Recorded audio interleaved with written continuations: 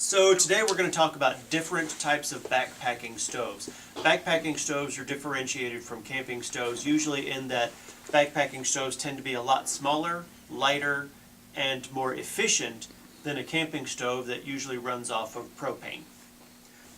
Okay, so the first type of stoves that we're going to deal with is one that uses wood as the fuel. The pros for this are the stove packs up very, very small, it's very lightweight, and it's very efficient. The cons are that it doesn't work so well in a high wind, and it doesn't work so well in wet conditions because you have to be able to go out and gather dry twigs and such to make this work. The way it works is you open the door, you fill it full of twigs and sticks, you light the fire inside of there, and you can close the door or leave it open depending on how much wind you need.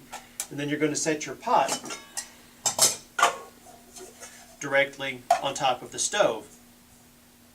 It works very well. It's not the fastest in the world, and it has a tendency to blacken the outside of your pots. But it's very inexpensive, and it's very simple. No moving parts. The next type of stove we're going to talk about is one that uses isobutane as its primary fuel. And there are a couple of different types of stove that use isobutane. The first is what we call a canister stove.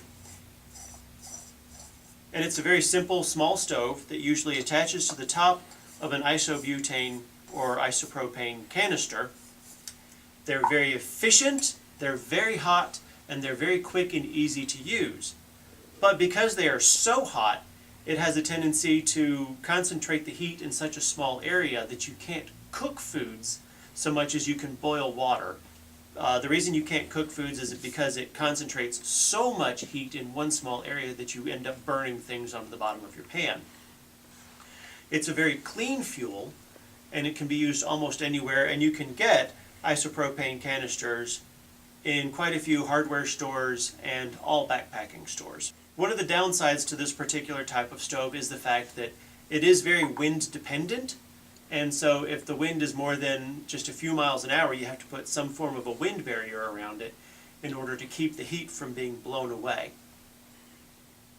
In order to combat this, there are a couple other things that people use. One is something called a remote canister stove. And the canister is actually set up remote from the stove body itself. This also tends to be much safer and makes it so that you can put a much lower windscreen down. This also allows the fuel that comes through the line to be preheated through this generator, and it makes the stove work even more efficiently.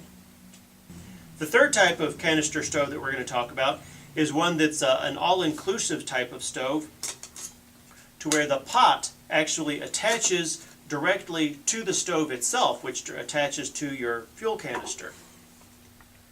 The best aspect about this type of stove is that it is super fuel efficient. Almost no heat is lost because of the heat exchanger on the bottom of the stove. The heat comes directly from here and is transferred straight to the pot. Wind doesn't affect it very much, and it makes it highly efficient.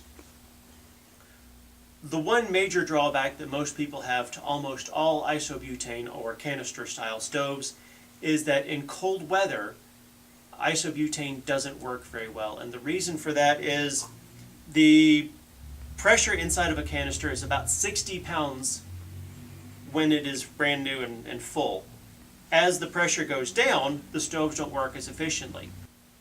When it's cold outside, that retards this can's ability to release the gas through the stove and makes it so that the stove isn't as efficient until everything gets hot. Plus, as you use the stove, the expanding gas coming out of the can has a tendency to cool down the canister, and once again it makes it so that the fuel doesn't flow quite as efficiently.